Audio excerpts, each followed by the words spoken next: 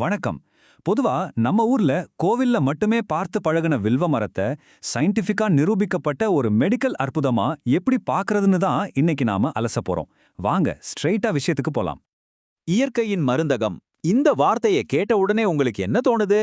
வில்வ மரத்தை வெறும் ஆன்மீகத்துக்காக மட்டும் இல்லாம நம்ம வீட்டு கொல்லப்புறத்திலேயே இருக்கிற ஒரு முழுமையான பார்மசியா ஏன் பார்க்கணும் தான் இப்போ நாம ஆழமா புரிஞ்சுக்க போறோம். சரி, முதலாவது இந்த இயற்கையின் மருந்தகம் நம்ம உடம்பை எப்படி உள்ளே இருந்து வெளிய வரைக்கும் சுத்தப்படுத்துற ஒரு பவர்ஃபுல்லான கவசமா செயல்படுதுன்னு பார்க்கலாம். இதுல ரொம்ப முக்கியமான விஷயம் என்னன்னா, வில்வ இலைகள்ல அபரிமிதமான ஆன்டி மைக்ரோபியல் பவர்ஸ் இருக்கு. இந்த இலைகளை அரைச்சு பூசும்போது சருமத்துல வர்ற ஃபங்கல் இன்ஃபெக்ஷன், அலர்ஜி எல்லாத்தையும் இது அடிச்சு விரட்டிடும். அது மட்டும் இல்லாம உங்க ரத்தத்துல இருக்கிற நச்சுக்களை வெளியேத்தி பிளட்டை ரொம்ப சூப்பரா பியூரிஃபை பண்ணும். இதோட நோய் எதிர்ப்பு சக்தி எப்படி வேலை செய்யுதுன்னு கேட்டிங்கன்னா நிஜமாவே ஆச்சரியப்படுவீங்க. இதுல இயற்கையாகவே வைட்டமின் சி மற்றும் வைட்டமின் ஏ தாராளமா இருக்கு. சீசன் மாறும்போது வர்ற நோய்கள்ல இருந்து நம்ம தப்பிக்க இந்த வைட்டமின்கள் ஒரு இன்டர்னல் ஆர்மர், அதாவது ஒரு உள்கவசமா செயல்பட்டு நம்ம இம்யூன் சிஸ்டத்தை ஸ்ட்ராங் ஆக்குது.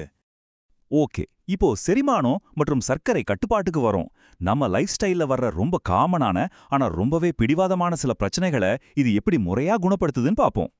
நம்ம குடலுக்குள்ள நடக்கிற ஒரு பயாலஜிக்கல் யுத்தத்தை இது எப்படி டீல் பண்ணுதுன்னு பாருங்க. இதுல இருக்கிற டேனின் சத்துக்கள் நாள்பட்ட வயிற்றுப்போக்க தடுக்குது, நார்ச்சத்து அதாவது ஃபைபர் செரிமானத்தை சீராக்குது, அப்புறம் இதில் உள்ள ஆன்டிஆக்சிடென்ட்ஸ் மற்றும் பீனாலிக் காம்பவுண்ட்ஸ் நம்ம வயிற்றுப்படலத்தை பாதுகாத்து அல்சர் வராம தடுக்குது. எல்லாமே ரொம்ப கச்சிதமா வேலை செய்யுது. முக்கியமா தினமும் சர்க்கரை நோயோட போராடுறவங்களுக்கு இது ஒரு பெரிய ரிலீஃப். வில்வ இலைச்சாறு நம்ம கணையத்தை தூண்டி இன்சுலின் சுரப்ப எப்படி இயற்கையாவே அதிகரிக்குதுங்கிறத இது தெளிவா காட்டுது. இதன் மூலமா ரத்தத்துல உள்ள சர்க்கரை அளவை குறைச்சு குளுக்கோஸ் மெட்டபாலிசத்தை ரொம்பவே இம்ப்ரூவ் பண்ணுது. சரி, அடுத்ததா நெஞ்சு பகுதிக்கு வருவோம். உங்க இதயம் மற்றும் சுவாச மண்டலம் ஆகிய ரெண்டுக்கும் வில்வ மரம் எப்படி ஒரு டபுள் லேயர் பாதுகாப்பை கொடுக்குதுன்னு பார்க்கலாம். இது ஒரு அட்டகாசமான ஒப்பீடு. பழமையான ஆயுர்வேதம் என்ன சொல்லுதுன்னா, வில்வ சாற்றை நெய்யோட கலந்து சாப்பிட்டா இதய நோய் வராதுன்னு சொல்லுது. அதே நேரத்துல மாடர்ன் சயின்ஸ் என்ன கண்டுபிடிச்சிருக்காங்கன்னா, இது உடம்புல இருக்கிற கெட்ட கொழுப்பை, அதாவது ட்ரைக்ளிசரைட்ஸை குறைச்சு ரத்த அழுத்தத்தை சீராக்குதுன்னு சொல்றாங்க. பழமையும் புதுமையும் ஒரே உண்மையைத்தான் வேற வேற கோணங்கள்ல சொல்லுது பாத்தீங்களா? உங்களுக்கு அடிக்கடி சளி பிடிக்குமா? இல்ல ஆஸ்துமா, தீராத சைனஸ் பிரச்சனை இருக்கா? வில்வ இலைச்சாறு கூட கொஞ்சம் மிளகுத்தூள் கலந்து குடிச்சு பாருங்க. நெஞ்சு சளியை கரைக்கிற ஒரு சூப்பரான இயற்கையான மருந்தா இது வேலை செய்யும். சரிங்க, இவ்ளோ பெனிஃபிட்ஸ் இருக்கு. இது எப்படி நம்ம டெய்லி லைஃப்ல யூஸ் பண்றது அப்படின்னு நீங்க யோசிக்கிறது எனக்கு புரியுது. அதற்கான பிராக்டிக்கலான வழிகளை இப்போ பார்ப்போம். இது ரொம்ப சிம்பிள்.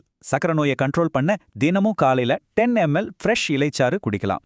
காய்ச்சல் சளி இருந்தா இத கண்ணில கொதிக்க வச்சு கஷாயமா குடிக்கலாம்.